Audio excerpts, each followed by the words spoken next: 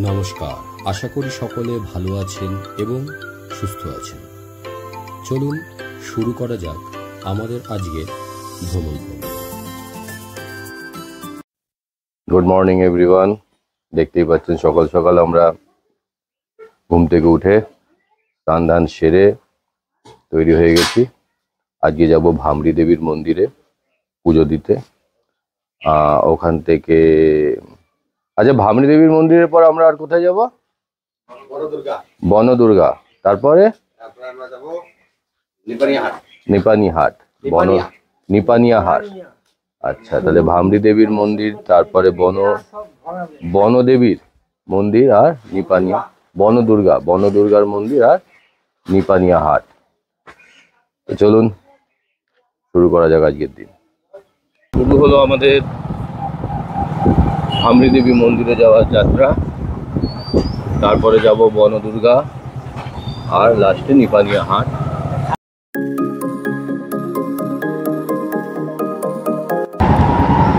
বেলাকোবা বাজার রেলগেট। আগের দিন এই রেলগেটের সামনে আমরা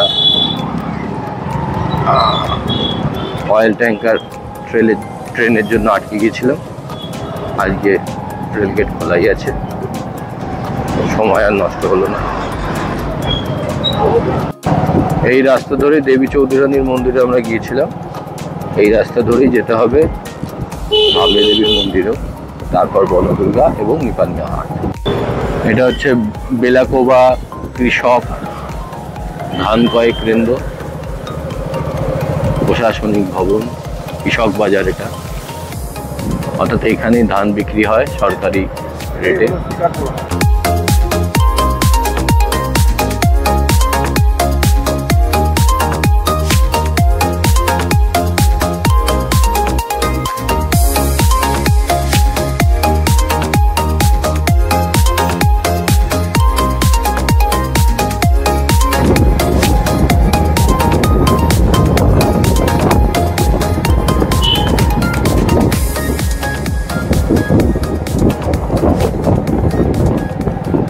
চারিপাশে সুন্দর চা ক্ষেত, চা বাগিচা, দারুণ। এই জায়গাতে আগেও আমরা এসেছি এরকম, যখন এর আগের বার আমরা সরস্বতীপুরের জঙ্গলে গিয়েছিলাম, এরকমই রাস্তা দিয়ে গিয়েছিলাম। এই রাস্তাটা কিনা এক্সাক্ট মনে নেই।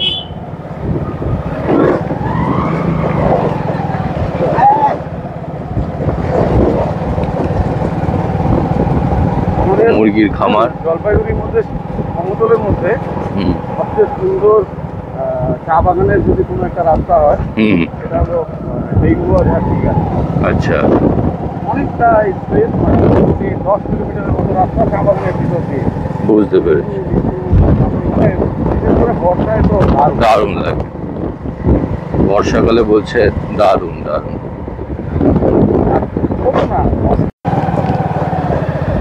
আমরা এরপরে আর একটা বিখ্যাত নদী এখানকার, করলা নদী, সেই নদীর ওপর দিয়ে যাব। এই হচ্ছে করলা নদী।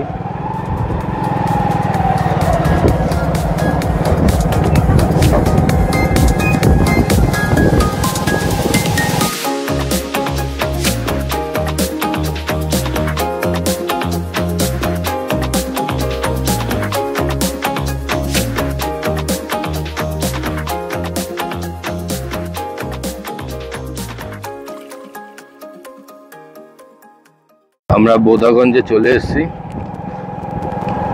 আর একটু পরেই আমরা পৌঁছে যাব মন্দিরে। দারুণ রাস্তা দেখুন।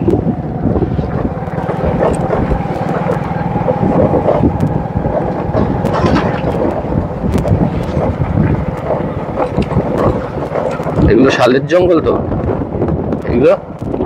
এগুলো শাল না সেগুন? শাল সেগুন। পিয়ালি নেই? শাল পিয়ালির জঙ্গল। আচ্ছা আচ্ছা আচ্ছা। চারিদিকে দারুণ শাল সেগুনের জঙ্গল।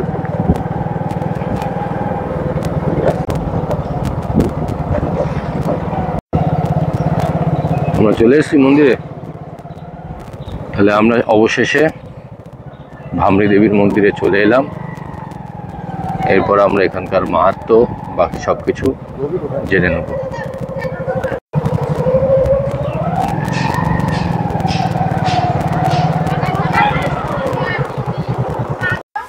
আমরা অবশেষে পৌঁছে গেছি ভামরি দেবীর মন্দিরে।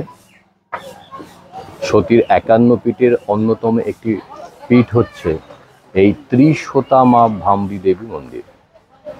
বৈকুণ্ঠপুরের শালবাড়ি, জোড়াবট, বারপাটিয়া, বোদাগঞ্জ, জলপাইগুড়িতে।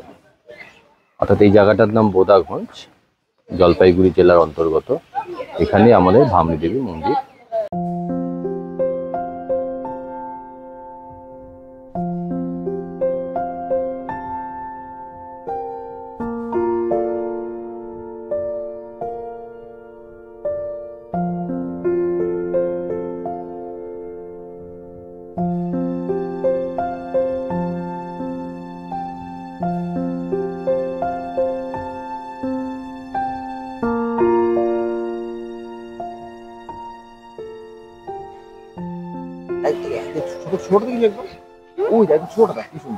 দেখুন এখানে গাছের ডালে বাদর ও তার ফ্যামিলি কি সুন্দরভাবে বসে আছে ফ্যামিলির সাথে।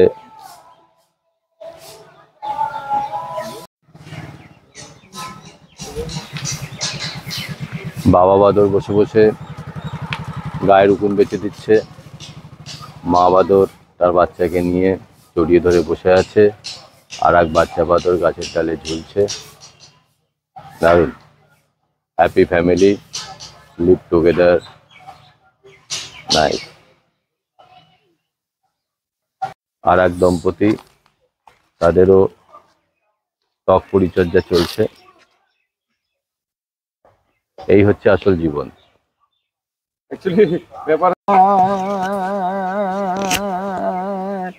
মহানে রে ভাবিয়া দেখ রে মন হাহাপনে কে হই নাই। সঙ্গে আবার সঙ্গে বাড়ি কেউ তো আর যাবে না। আরে করুক না, করুক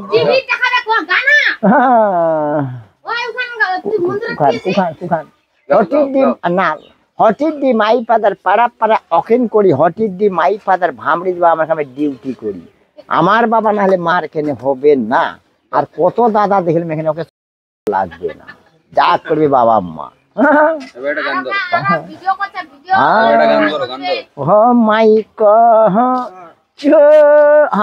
বাবা না না নাড়া না নাড়া না বাবা, খালি খবর খবর চাটা খাওয়া না। চা খেলে আমার মাথা ঠিক হয়ে যাবে।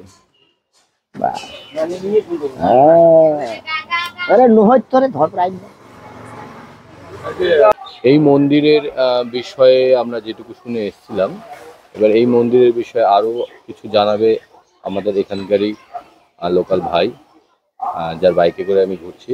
তারপর সে আপনাদের আরো কিছু তথ্য দেবে। আসুন একটু জেনে নিই। 51 পীঠের ত্রিশোতা মন্দির ভামরি দেবী।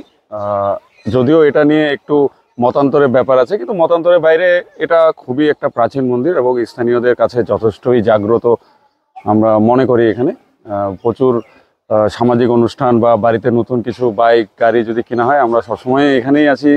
জায়গাটাও খুব সুন্দর, পিকনিক করার জন্য হোক বা কোনো কারণে। আর এখানের যিনি পূজারী ছিলেন লাল বাবা, ওনাকে সবাই খুব আন্তরিকভাবে মানে, এবং কি বলবো, আমাদের কোনো অনুষ্ঠান হোক বা কোনো কিছুতেই হোক, এই মন্দিরটা আমাদের সঙ্গে অঙ্গাঙ্গিকভাবে জড়িত আর কি, ওতপ্রোতভাবে জড়িত এখানে। আর এমনিও যদি কেউ পুজো না দিতে শুধুমাত্র ঘোরার জন্য আসে, তার জন্য সারাদিন এখানে হ্যাঁ ফ্যামিলিকে নিয়ে সুন্দরভাবে সময় কাটিয়ে দেওয়া যেতে পারে। আর আধ্যাত্মিক আর দৈবিক তো একটা ভ্যালু আছেই এবং এটা চিরকাল থাকবে। এবং শুধু এখানেই না, আপনাদের আরেকটা ইনফরমেশন আমি অ্যাড করব। এই মন্দিরেরই প্রাচীন একটা পার্ট জঙ্গলের ভিতরে আছে। আমরা হয়তো এই ভিডিওর শেষের দিকে আমরা ওই মন্দিরটাও একবার দেখতে যাব। অবশ্যই যাব, অবশ্যই যাব। আর এছাড়া মতান্তর যেটা বলছিলেন সেটাও যদি একটু আমাদের জানান। মতান্তর বলতে 51 পীঠ নিয়ে তো দ্বিমত আছেই। এখানে বলা হয় যে উত্তরবঙ্গে সতীর কোনো 51 পীঠ নেই।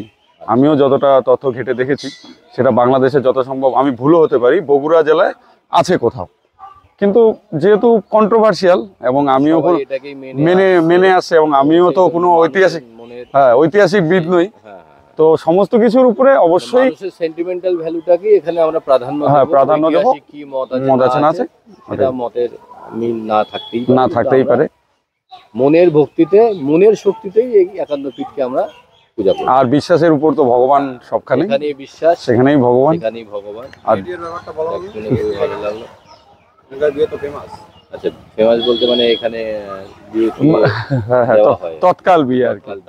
আচ্ছা, মানে আমাদের যেমন কলকাতায় কালীঘাটের মন্দিরে মানে যাদের সামর্থ্য নেই বা দেখা গেল যে কোনো ক্ষেত্রে পারিবারিক সমস্যা হচ্ছে, মানছে না, তখন সচরাচর আমাদের খুব মায়ের কাছে এখানে খুবই একটা বিয়ে দেওয়ার জন্য ভালো লাগলো শুনে।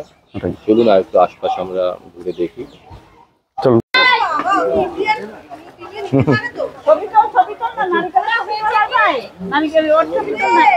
আপনারা কোথা থেকে এসেছেন? ও, জলপাইগুড়ি, তাহলে কাছেই আপনারা। আমরা কলকাতা। আচ্ছা, কোথায়? কলকাতা এয়ারপোর্ট আছে, এয়ারপোর্টের কাছে একদম। হ্যাঁ,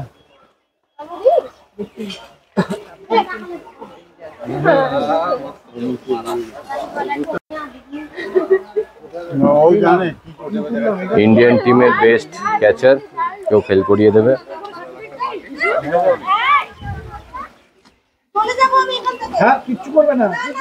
চলো আমরা পুজো দেব এখান থেকে একটা কিছু ডালা নিয়ে।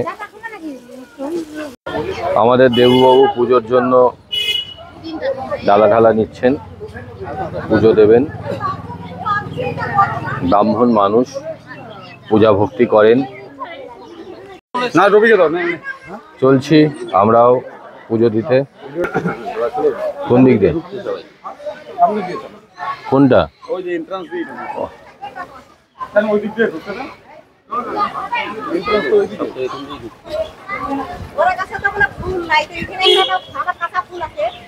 হ্যাঁ, আমরা জিনিস ওখানে রাখছি না, ওই জন্যই।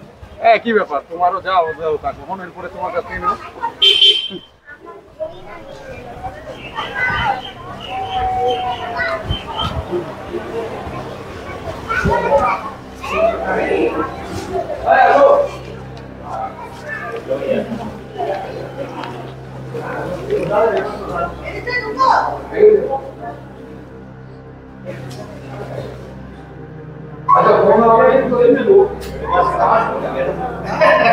কোথায় দেবো পুজো?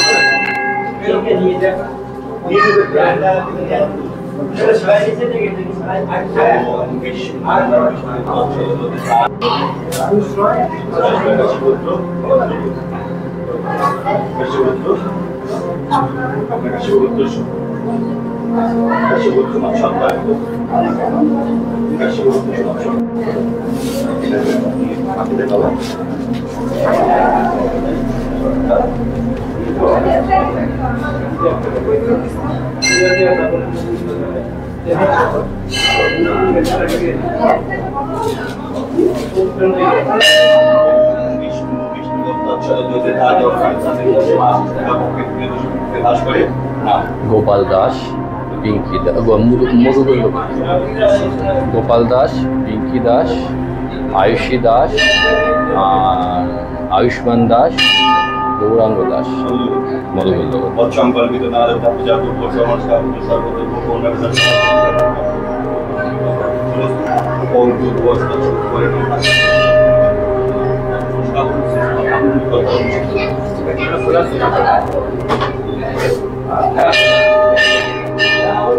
দক্ষিণা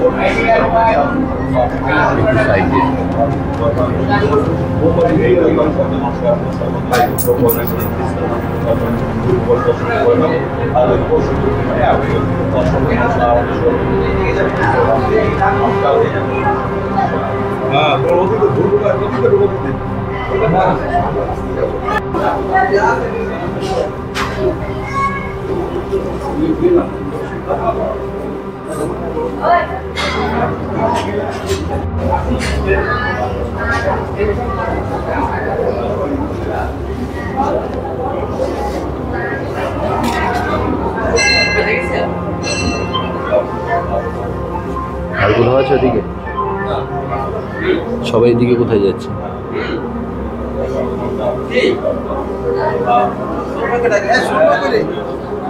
ও আচ্ছা আচ্ছা।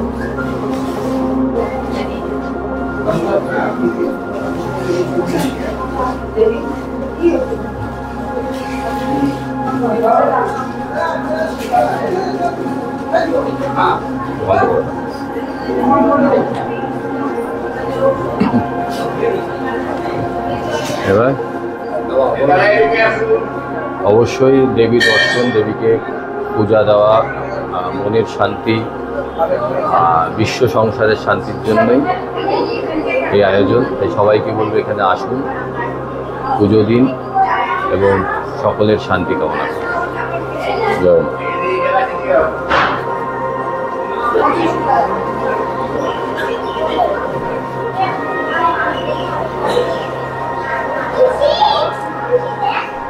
ওদিকে আর কি মনে হচ্ছে?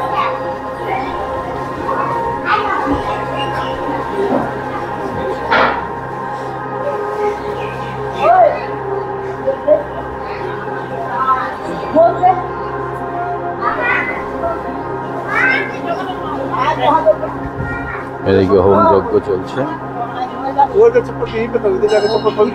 ওদিকে হোম যজ্ঞ হচ্ছে। এটা কি লাল বাবা?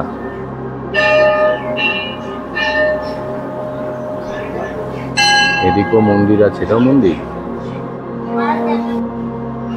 খোলা আছে।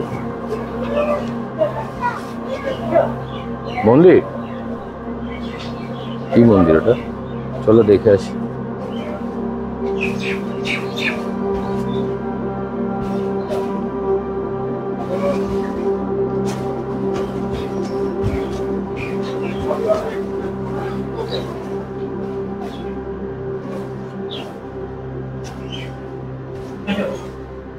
এটা কিসের মন্দির? মামন? হ্যাঁ, ও আন্ডার কনস্ট্রাকশন। আচ্ছা আচ্ছা আচ্ছা। আমাদের কলকাতা। এটা কোনো চালু হয়নি না?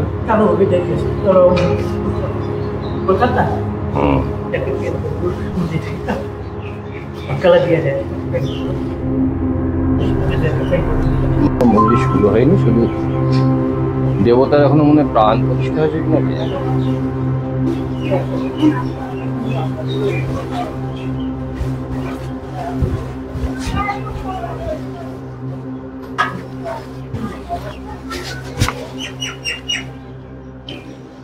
এই হচ্ছে সেই জোড়াবট গাছ। ধরো, থ্যাংক ইউ। এই হচ্ছে সেই জোড়া বট গাছ। এই পিঠের এটাই মাহাত্ম্য এই জোড়া বট গাছের, যে দুটো বট গাছ আলাদা করে উঠে নাকি জোড়া লেগেছে কথিত আছে।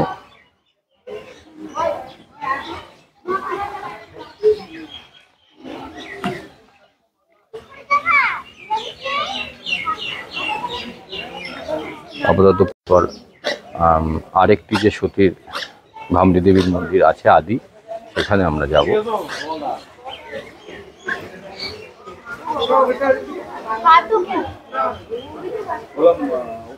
উপরে এখনো মানে পুরো দমে চালু হয়নি, উপরের ওটা জাস্ট প্রাণ প্রতিষ্ঠা এখনো হয়নি। এখানে যজ্ঞ হচ্ছে। বড় একটা কাঠ গুড়ি আর কি, কাঠ তো নয়, গুড়ি জ্বালিয়ে এখানে যজ্ঞ চলছে। কোথায় পদ্মপুকুরটা? ও আচ্ছা আচ্ছা আচ্ছা।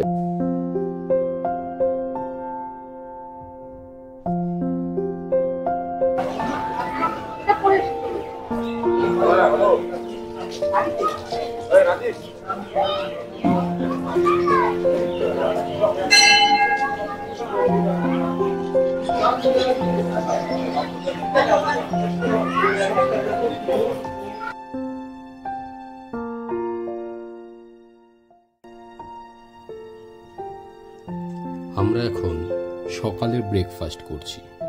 ছোট ছোট ডালের বড়াগুলি চমৎকার, সাথে ঘুগনি ও রুটি।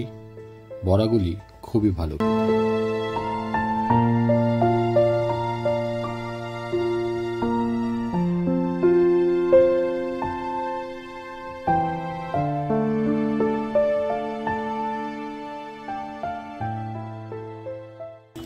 আমাদের এখানে খাওয়া দাওয়া পর্ব শেষ করে এবার আমরা আদি ভ্রমরী দেবীর মন্দিরে যাব। তারপর সেখান থেকে যাব বনদেবীর মন্দির, বনদুর্গার মন্দির আর নিপানিয়া হাট।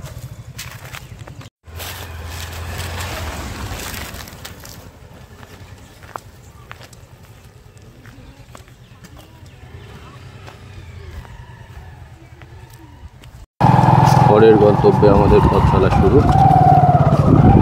এখন যাচ্ছি আদি ভ্রমরী দেবী বনদুর্গা, সেখানে।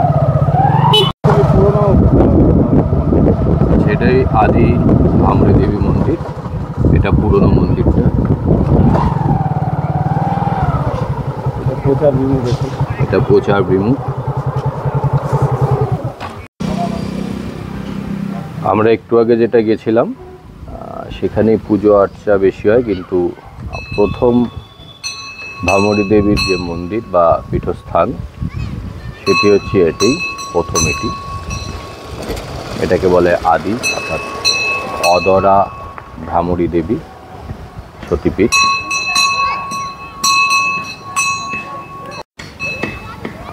এখানে সুন্দর বেশ বনভোজনেরও আয়োজনের ব্যবস্থা আছে, অনেকেই এসে এখানে বনভোজন করছে আর তার সাথে সতীপীঠের দর্শনও করে যাচ্ছে। আপনারাও এলে এখানে বনভোজন করতে পারেন এবং সাথে সতীপীঠের দর্শন।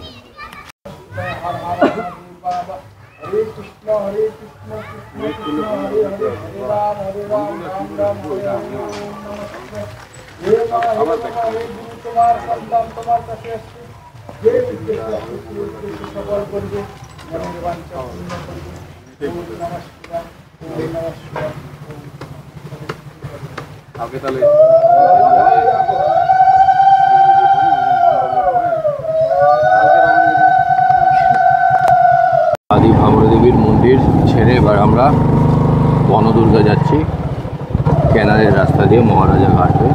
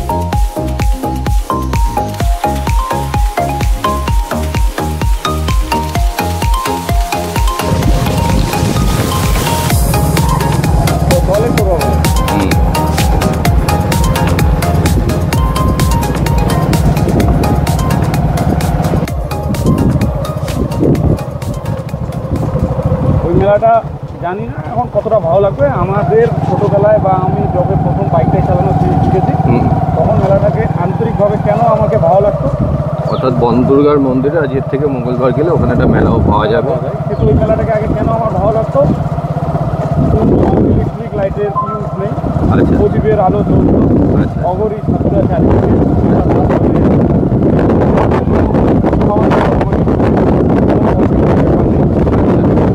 ওই যে একটা মায়াবী পরিবেশ, হ্যাঁ। এখনই হাতি আসতে পারে, আচ্ছা আচ্ছা এখনই এদিক থেকে সে একটা আদিম অকৃত্রিম এক পরিবেশ তো টানবেই, টানবে। এবার এবং সেই জন্যই তো আমাদের এই জঙ্গলে পাহাড়ে ছুটে আসা। এবার এখন ওটা হয়েছে যথেষ্ট রেনাউন্ড মেলা একটা। আচ্ছা এবং আচ্ছা যখন মানুষ বেশি যাচ্ছে তাহলে সেফটিটাও এখন মেটার হয়ে গেল, আচ্ছা, প্রচুর ভিআইপি লোকও যায় ওখানে। তার ফলে এখন আলো ঠালো লাগে, একদম আলো, কৃত্রিম হয়ে গেছে। পুলিশ পাহারা হাজার হাজার,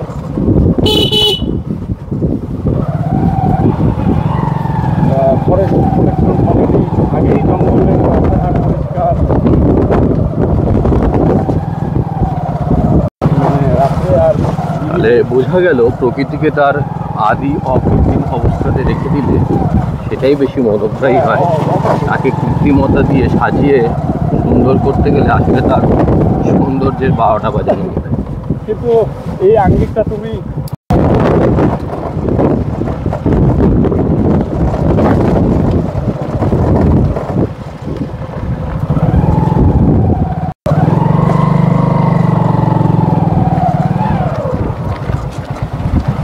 এই রাস্তাটা হলে গজলডোবা প্রধান স্থানে হয়ে যাবে। ব্যাপার হলো রাস্তাটা একটু খুব খারাপ আছে মনে হয়। নেমে যাবো, হেঁটে যাবো, মনে হয় সেটাই বেটার হবে। না না, চেষ্টা করি যতটা যাওয়া যায়, বেশি না 500 মিটার। ঠিক আছে, হেঁটে যেতে কি আছে 500? রাস্তাটা কি বন্ধ করে রাখছি যে মনে হচ্ছে রাস্তাটা তৈরি হচ্ছে, এই রাস্তাটা দিয়ে যাওয়া যাবে কিনা সন্দেহ আছে। লাগানো। ও বাবা, এই রাস্তা তো বন্ধ, তাহলে এখান দিয়ে কোথাও যাওয়া যাবে? মহারাজ ঘাট যাওয়া যাবে না?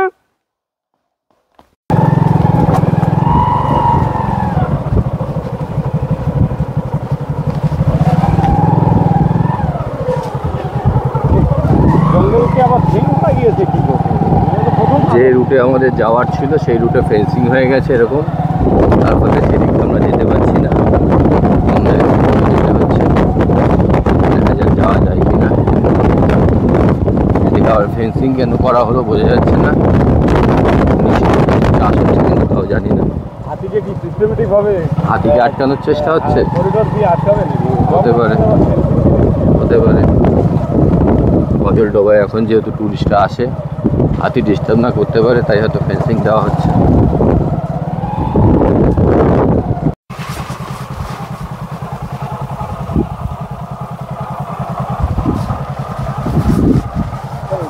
এখন একটা অ্যাডভেঞ্চারে আমরা যাচ্ছি। অ্যাকচুয়ালি জঙ্গল দিয়ে গেলে খুব ভালো হতো, কারণ হ্যাঁ। আমরা একদম জঙ্গলের সোজা। ভিতর দিয়ে যেতে পারি। চলুন দেখা যাক। যথেষ্ট এটা আমাদের হাতি দেখার জায়গা।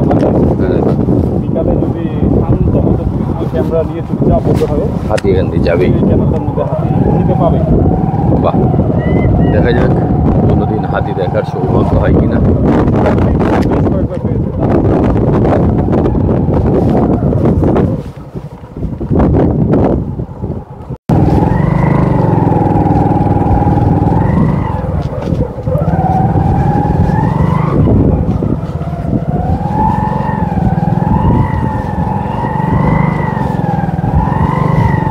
এইখানে একটা ব্যাপার বলি, মানে ধরো তুমি না থেকে আমার সঙ্গে রবি থাকে। আচ্ছা, এবার আমাদের একটা ব্যাপার হয় কি বলো তো, কি? যেহেতু আমরা এখানকারই লোকাল, হ্যাঁ হ্যাঁ, সেক্ষেত্রে আমাদের থেকে কি আরে চল না, কি হবে দেখা যাবে, কি হবে দেখা যাক। একটু এদিক ওদিক হবে, পরে পৌঁছাবো না। আমারও ওইসব নিয়ে চাপ নেই। এবার ব্যাপার হচ্ছে তোমরা আসছো, এবার আমরা না। একটা ডেস্টিনেশন তো একটা ফিক্সড হয়েছে, এবার আলটিমেটলি এদিক ওদিক ঘুরে দেখা গেল পৌঁছাতে পারলাম না। ও আমি কিন্তু তাতে আমার কোনো অসুবিধা হয় না। আমি এরকম অ্যাডভেঞ্চারাস জিনিসও পছন্দ করি, যে এক লক্ষ্যে বেরোলাম, লাস্টে সে লক্ষ্য আর পূরণই হলো না, অন্য কোথাও দিয়ে পৌঁছে গেলাম, তো ঠিক আছে, এটাও একটা অ্যাডভেঞ্চার। আমি তো অনেক সময় এরকম সাইকেল নিয়ে, যেহেতু বাইক চালাতে জানি না, সাইকেল নিয়েও এরকম হয় আমার সাথে। হয়তো এক জায়গায় যাবো, ম্যাপ দেখে ঢুকে গেলাম এক জায়গায়, তারপর সেই কী সব রাস্তা ফাস্তা দিয়ে কোথায় পৌঁছে গেলাম, দেখ শেষ অনেক দেরি হয়ে গেল হয়তো আলটিমেটলি। ঠিক আছে চলো, গতবার আমার ভোটের ট্রেনিং নিতে গিয়ে এরকম হয়েছে, হয়তো 11-12 কিলোমিটার দূরে ট্রেনিং সেন্টার, আর চলো সাইকেল নিয়ে যাবো। তারপর ওরকম গুগল ম্যাপের সাহায্যে এদিক ওদিক ঢুকে কোন ক্ষেত খামার দিয়ে হয়তো ঠেঙিয়ে টঙ্গিয়ে যাচ্ছি আলফা।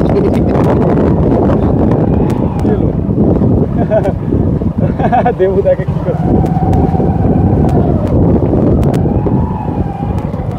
বালির আধিক্যে ওখানে বাইক চালানো যাচ্ছে না, স্কিড হয়ে গেছে, দেবু নেমে গেছে, আমাকে কেউ নামতে হবে। এই হচ্ছে গিয়ে শাপলা ফুলের পুকুর, মাথা নিচু করো, মাথার মধ্যে লেগে যাবে। এ বাবা কুলের কাটা, জাটা অবস্থা জাটা, সাবধান, এখানে নেমে যেতে হবে। চলো নেমে যাই, স্কিড করবে।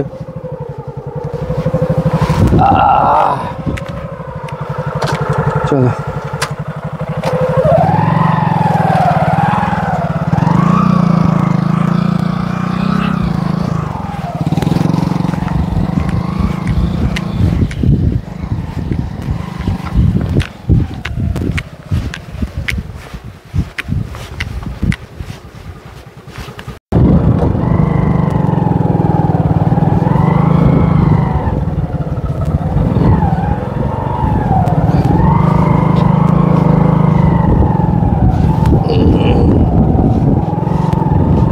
আমরা এখন বালিয়াড়ি দিয়ে গেলাম, সবই অবশ্য নদীর বালি, মরুভূমির বালি না।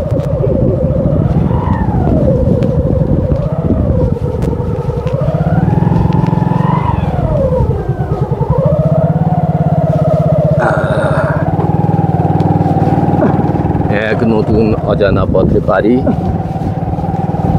জানি না যেখানে পৌঁছাতে চাই সেখানে কি পৌঁছাতে পারি।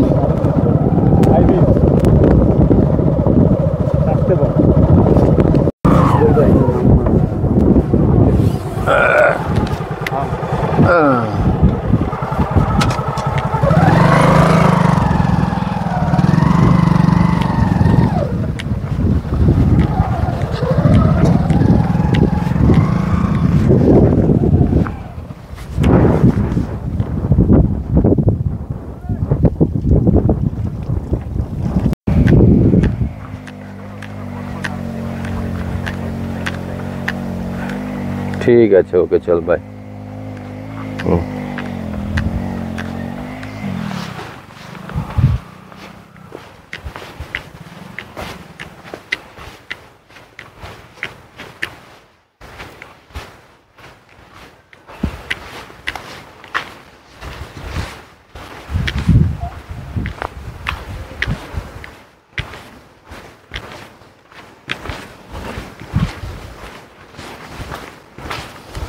এই বালির পাহাড় ঠেলে উঠতে হচ্ছে।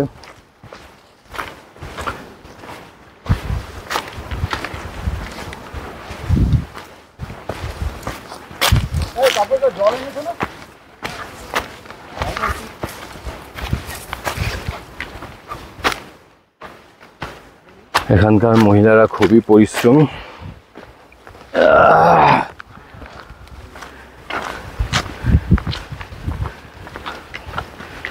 অবশেষে বাইক নিয়ে এই রাস্তা ধরে উঠতে পেরেছে বালি ঠেঙিয়ে।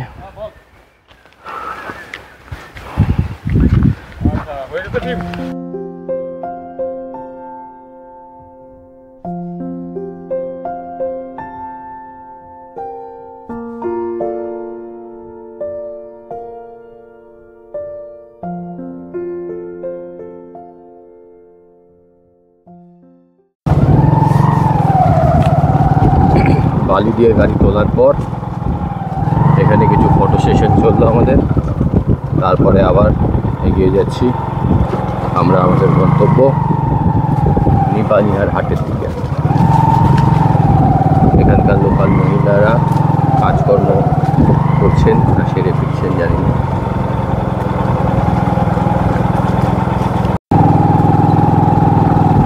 ওরা দেখতে পেয়েছে তো আমরা এখান দিয়ে যাচ্ছি, ওরা সোজা বেরিয়ে যায়।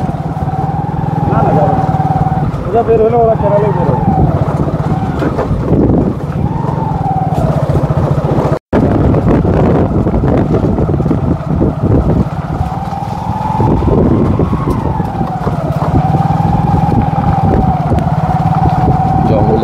দিয়ে,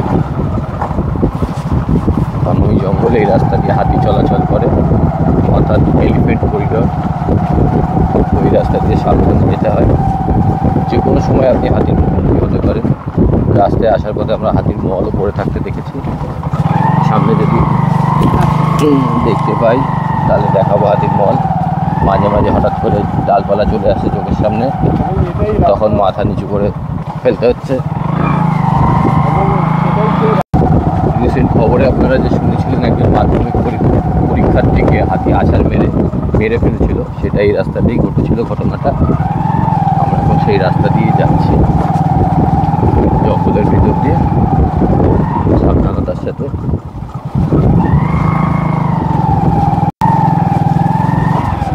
জঙ্গলের ভিতর দিয়ে এসে পাকা রাস্তায় উঠলাম।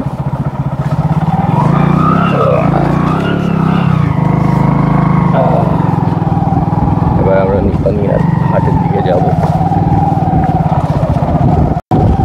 লেখা আছে স্বর্গরাজ্য কাছে এসে গেছে।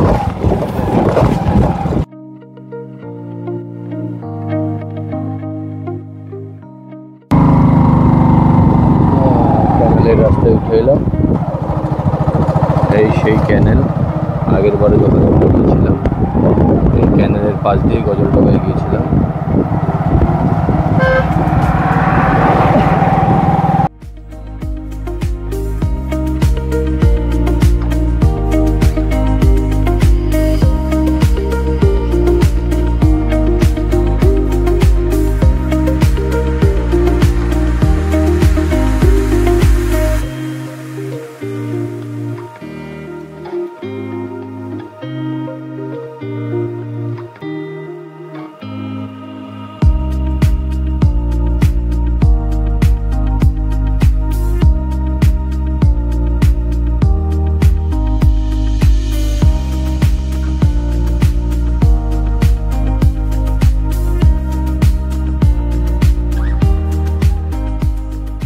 এই হচ্ছে তিস্তা ব্যারেজ, ভোরের আলো প্রকল্প। এই হচ্ছে গাজলডোবা সেতু। আমরা গাজলডোবা সেতুর উপর দিয়ে যাব। এই হচ্ছে গাজলডোবার নতুন অস্ট্রেলিয়ান ব্রিজের আদলে তৈরি গাজলডোবা ব্রিজ। এখানে প্রচুর লোক দাঁড়িয়ে ফটো তুলছে, ফটো সেশন চলছে। এই হচ্ছে তিস্তা ক্যানেল, ওই তিস্তা ব্যারেজ দূরে। আমরা এদিক থেকে এলাম। এই হচ্ছে সেতুর আর্কিটেকচার। ভালো, সরকারের এই উদ্যোগগুলো ভালো, তবে সামগ্রিক উন্নয়ন দরকার কিছু। এখানে এই ধরনের টোটো আছে যেগুলো করে আপনারা ঘুরতে পারেন। কনস্ট্রাকশনের বিভিন্ন কাজের চিহ্ন ছড়িয়ে ছিটিয়ে রয়েছে।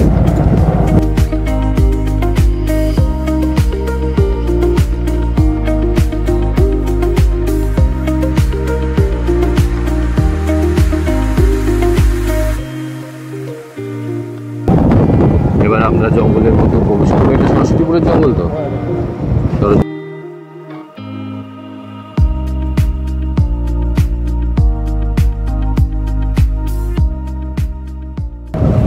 এর আগেও আমরা এখানে এসেছিলাম, সেবারে এপাশ দিয়ে ঢুকিনি, সেবারে এপাশ দিয়ে বেরিয়ে এসেছিলাম।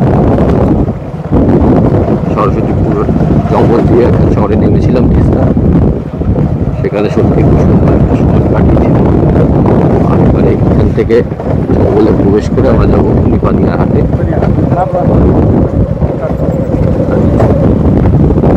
খারাপ রাস্তা হবে কিন্তু শর্টকাট রাস্তা, এখান দিয়ে আমরা যাবো। সামনে ওই দূরে নিপানিয়ার হাট দেখতে পাচ্ছি। নীল প্লাস্টিক, হলুদ প্লাস্টিক, বিভিন্ন রঙের প্লাস্টিক টানানো ছাউনি। রোববার করে এই হাটটি বসে। এখানে বিভিন্ন প্রান্তের মানুষরা আসেন, তাদের মতো করে আনন্দ করেন। এখানে পান খাওয়া সব কিছুই চলে, এই জন্য হাটটা বিখ্যাত। কিন্তু খাওয়া দাওয়া করে এখানে কোনো অপ্রীতিকর ঘটনা কখনো ঘটেনি, যার জন্য দায়ী করা যেতে পারে কাউকে। তাই জন্য বোঝাই যায় মানুষ আনন্দ করতে ভালোবাসে এবং সেটা নির্বিঘ্নে শান্তিতেও করা সম্ভব, সবটাই মানুষের ইচ্ছার উপর নির্ভর করে। চলে এসেছি আমরা নিপানিয়ার হাটে। আসলে এই নিপানিয়ার হাটের যেটা মূল বৈশিষ্ট্য হচ্ছে এখানকার শ্রমিকরা সারা সপ্তাহ যে খাটাখাটনি করে, বলতে পারেন আজকের দিনটা তাদের একটা রিফ্রেশমেন্টের দিন। আর সেই রিফ্রেশমেন্টের জন্য এই জায়গাটা কিন্তু এটা এতটাই পপুলারিটি পেয়ে গেছে যে এখন বাইরের লোকেরাও এসে এখানে সপ্তাহের শেষে এই দিনটাতে এখানে খাওয়া দাওয়া, পিকনিক, মজা, আনন্দ সব কিছু করে। আমরাও এসেছি এই হাটে, দেখা যাক এখানে কী কী দেখানো যায়। একটা ঘটনা ঘটেছিল যেখানে আমরা ফটো সেশন করছিলাম, আর সেখানে আমি আমার ব্যাগ ফেলে গাছের তলায় চলে এসেছিলাম। মানে যদি ব্যাগটা এদের চোখে না পড়তো দেবব্রতদের, আবার ওই ব্যাগ আনতে আমাকে বাইকে করে আবার আধা ঘন্টা জঙ্গলের ভিতরে ঢুকতে হতো। ভাগ্য ভালো ব্যাগটা পেয়ে গেছি। প্রত্যেকবারই আমার এরকম জিনিস হারায়, আর ভাগ্য করে পেয়েও যাই। আমরা হাটে এবার প্রবেশ করেছি, চলুন হাটের দৃশ্যপটগুলো তুলে।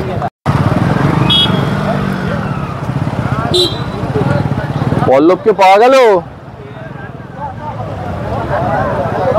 পল্লব কি এসছে?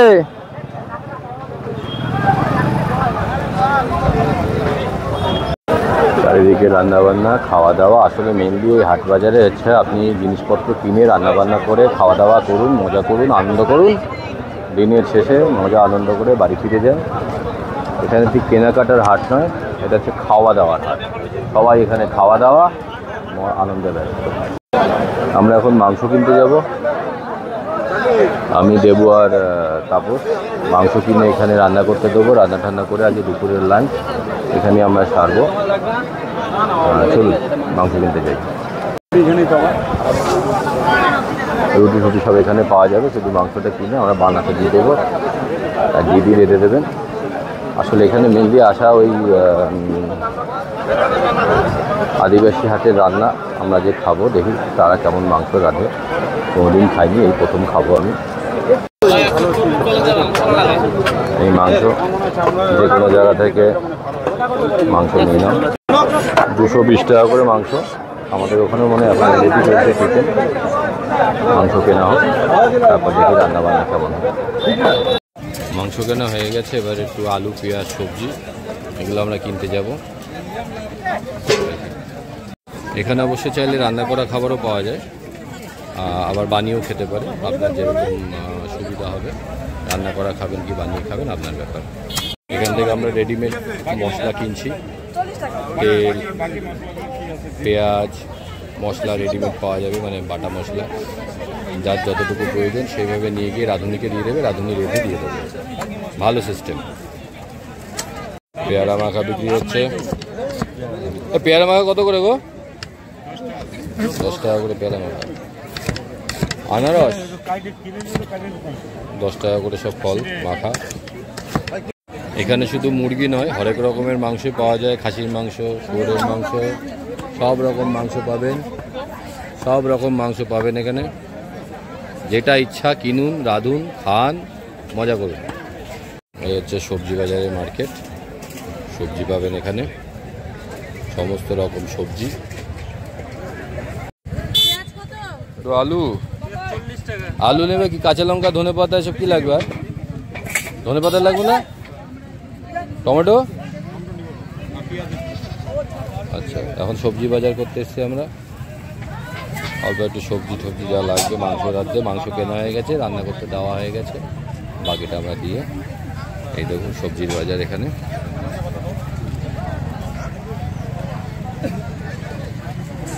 হাট পুরো লোকে লোকারণ্য, প্রচুর লোকের সমাগম হয়। যতক্ষণ আলো আছে ততক্ষণ এই হাট আছে, ততক্ষণ এখানে মাংস পরিষ্কার হচ্ছে। এবার রান্না হবে আমাদের মাংস। সবাই যে যার মতো খাবার দাবার নিয়ে, যে জঙ্গলে জায়গা পেয়েছে জঙ্গলে, যে জঙ্গলে জায়গা পায়নি তারা এখানে বসেই খাওয়া দাওয়া করছে। দারুণ খাওয়া দাওয়া, মেলা মেলা। এরকম রান্না বান্না করে আপনি নিজেও খেতে পারেন, আবার এখানকার লোককে দিয়ে রাঁধিয়েও খেতে পারেন। যেরমভাবে ইচ্ছা খান একদম। বাসনে রান্না হবে, বাসন মাজা হচ্ছে, পয় পরিষ্কার।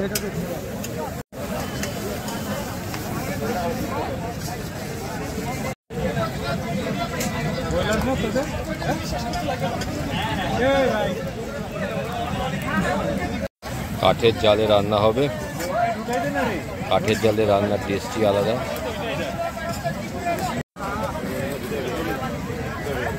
পেঁয়াজ, লঙ্কা কুচি, রসুন, আদা সব একবারে দিয়ে দিল। আগে এটা দিয়ে দিল, তেল দিল না কড়াইতে। আমরা আগে যেরকম তেল দিই তারপরে রান্না করি, কিন্তু এখানে দিদি আগে পেঁয়াজ, আদা, রসুন আর লঙ্কা, কাঁচা লঙ্কা দিয়ে দিল কড়াইতে। তারপরে এবার তেল দেবে হয়তো। এইবারে তেল দিল কিছুটা, পেঁয়াজ, আদা, রসুন কড়াইয়ে গরম হয়ে যাওয়ার পর তারপর তেল দিল। এইবার তেলের মধ্যে সাতলানো হচ্ছে। যাক, এটা একটা নতুন প্রসেস দেখলাম, খেয়ে দেখি কেমন টেস্ট হয়, তাহলে আমরাও বাড়িতে এইভাবে রাখবো। অর্থাৎ আগে পেঁয়াজ, আদা, রসুন সব একসাথে দিয়ে নাড়িয়ে চাড়িয়ে নিয়ে কিছুটা, তারপরে তেল। একদম গনগনে আছে, রান্না চলছে।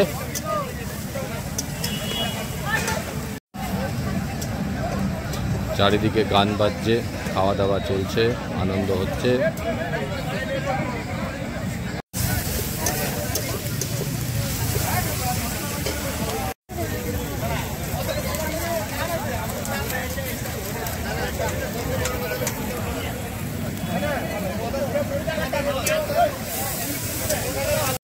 চিকেন দেওয়া হয়ে গেছে, এবার লবণ ছড়িয়ে দিল।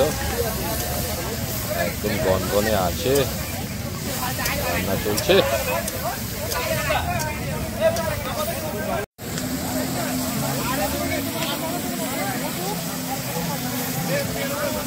আলু কাটা চলছে।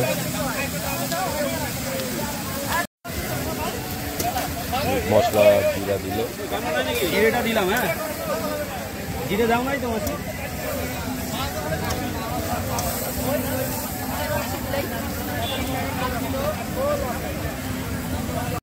আমাদের বামুন ঠাকুর রাতে বসে গেছে, বলে না ঢেকি স্বর্গে গিয়েও ধান ভানে। আমাদের বামুন ঠাকুর এখানে এসে রান্নাবান্না শুরু করে দিয়েছে। দিদির হাতে হাতে রান্নাবান্না চলছে।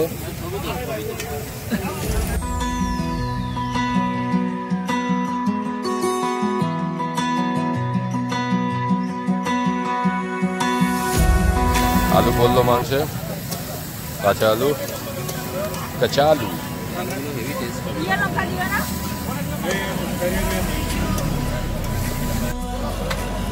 ধনেপাতা পরে দিও, আগে দিলা। ধনেপাতা, টমেটো সব দিয়ে দিল।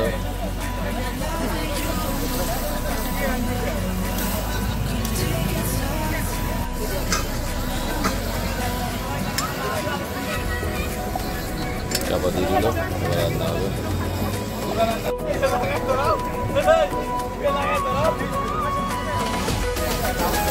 রাই শাক মেশানো হয়ে গেছে, রাই শাক খেতে গেছে। যাওয়ার সময় আমি ছিলাম না, তাই দেখানো হয়। কি দিলে?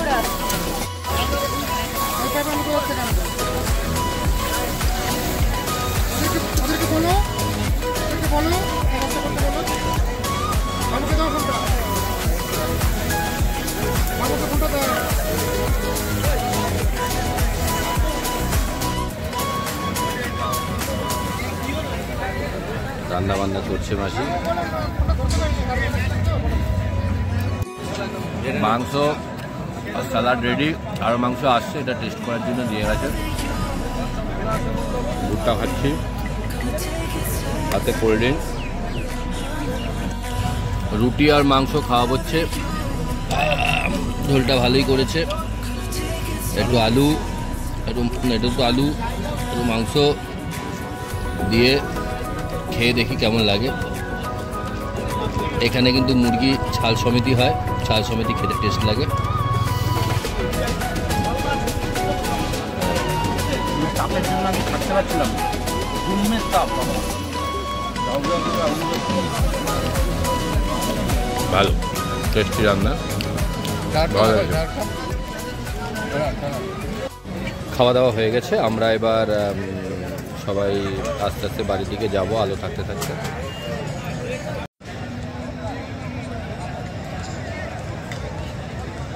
সূর্যের আলোর ছটা জঙ্গলের ভিতর দিয়ে আস্তে আস্তে দারুণ লাগে।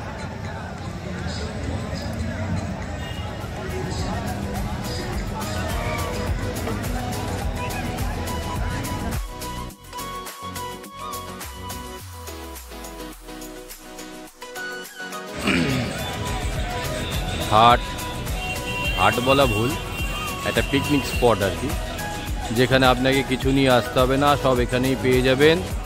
নিজে হাতে রান্না করুন, কাউকে দিয়ে রান্না করান, খান দান, নাচুন, মজা করুন। সব গুটিয়ে ফেলা হচ্ছে, আমরাও যে টেন্টে ছিলাম সব গুটিয়ে ফেলা হচ্ছে। খেয়ে দে এবার ফেরার পালা। এই হচ্ছে মজা। সন্ধে গড়িয়ে এলো, সকলের এবার ফেরার পালা। নিপানিয়ার হাট শেষ, খাওয়া দাওয়া পিকনিক মজা খতম, এবার বাড়ি ফেরার পালা। তবে এটা একটা অদ্ভুত সত্যি জায়গা, যেখানে এসে আপনি নিজের মতো করে খাওয়া দাওয়া করুন, আনন্দ করুন। এবং এটা একটা ট্রাইবাল উপজাতির লোকেরা সাধারণত এই হাটটা পরিচালনা করেন। পশ্চিমবঙ্গের আর কোনো জায়গায় এরকম কী আছে আমার অন্তত জানা নেই বা যাওয়া নেই। আমি প্রথমবার এলাম, খুবই ভালো লাগলো। তবে স্থানীয় বা লোকালরা যেভাবে আসে, হয়তো বাইরের লোক সেভাবে হঠাৎ করে আসতে পারবে কিনা জায়গাটা চিনে জানা নেই। স্থানীয়দের সাহায্য নিয়ে আসাই ভালো। তবে অবশ্যই বলবো বাচ্চাদের নিয়ে আসবেন না, বড়রা আসুন, মজা করুন, খান দান, ঘুরুন, সময় অতিবাহিত করুন। দেখুন 4 চাকার গাড়িগুলো বেরিয়ে যাচ্ছে। 4 চাকার গাড়ি করেও লোকে আসে। অন্ধকার একদমই এক্ষুনি ঘনিয়ে আসবে, আমরাও বেরিয়ে যাচ্ছি।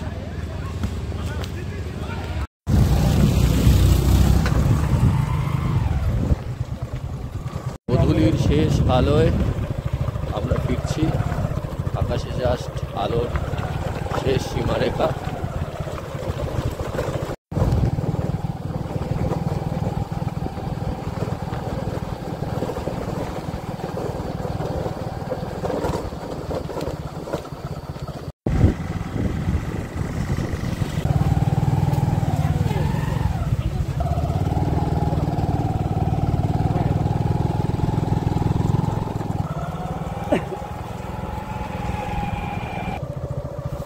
আমার এই ডান পাশে তিস্তা, কিন্তু অন্ধকারের জন্য কিছুই দেখা যাচ্ছে না।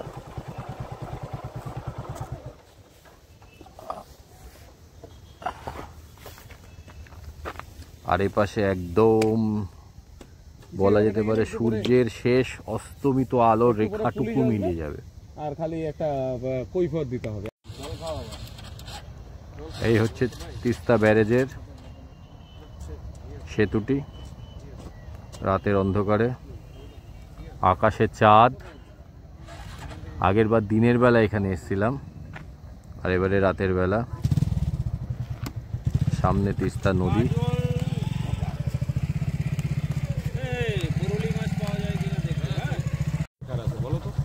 গরুটা পার করে যার সামনে থাকি, কি দরকার? ওখান থেকেও তো তিস্তাটা একই দেখা যাচ্ছে। একদম আসবেই।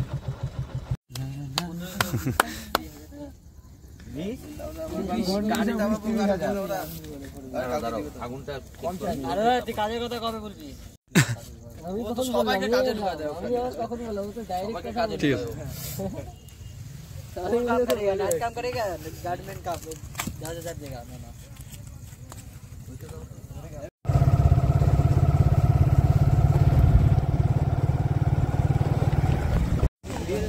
গরলি এমন দোকান আছে যেখানে সবথেকে কম বিক্রি হয়। এই দোকান তো অনেক বেড়ে গেছে মনে হচ্ছে। না, আজকে একটু মাল বেশি রয়েছে। ও আচ্ছা, আজকে 24 তারিখ সানডে। হ্যাঁ, কারণ আগের বার যখন এসেছিলাম এটা কালকেও চলবে, কারণ হলো কালকে তো 25 তারিখ। এই যে দেখো, এই যে লাল লেজ, হ্যাঁ এটাই তো বলছিলাম ওখানে রয়েছে। এটা চেঞ্জ হয়ে গেছে। এটা কি মাছ? এটা না, ওটা কি বড়লি মাছ? তো এটাও কি বড়লি? এটা কি মাছ? এটা কি মাছ? কি লেজটা কাটা দিতে না, লেজটা কাটা দিলে বোঝা যায় না। লেজটা এই লাল রঙের লেজ দেখে না বুঝতে পারি পুরো লেজই কাটে দিয়ে সব। আমি তো বলছি এটাই চিংড়ি। আচ্ছা এই কাঁকড়াগুলো কি এখানে ধরে? যে কাঁকড়াগুলো তুমি বলছিলা এগুলো এখানকার না? এখানকার কাঁকড়া না। না এগুলো আমি বলছি এগুলো এখানে পাওয়া যায় না। এখন আমরা চিংড়ির বড়া খেতে যাব।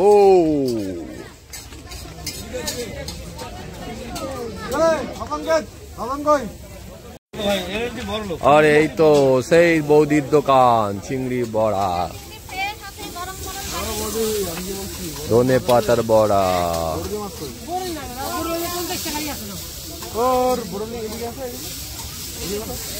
এই হচ্ছে চিংড়ির বড়া, চিংড়ি মাছ। আমরা এলে এই বৌদির দোকানেই খাই।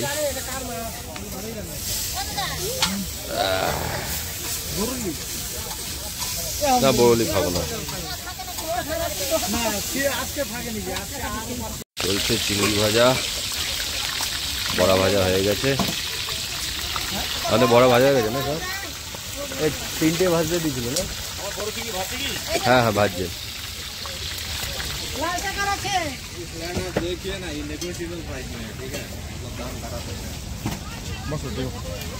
ও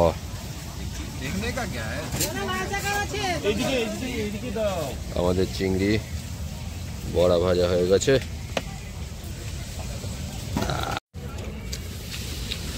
চিংড়ির চপ ভালোই লাগে খেতে, নদীর ধারে ঠান্ডা ঠান্ডা হাওয়া। শুধু সসটা বাড়ি থেকে আনবেন আরো ভালো লাগবে খেতে। গাজলডোবায় খাওয়া দাওয়া শেষ, এবার রওনা হতে হবে। আজকের মতো ঘোরা শেষ। এবার রবির বাড়ি যাব, আবার কালকে ঘোরা, আবার কাল দেখা হবে। Good night. সকলে ভালো থাকবেন ও সুস্থ থাকবেন। আবার দেখা হবে পরবর্তী পর্বে।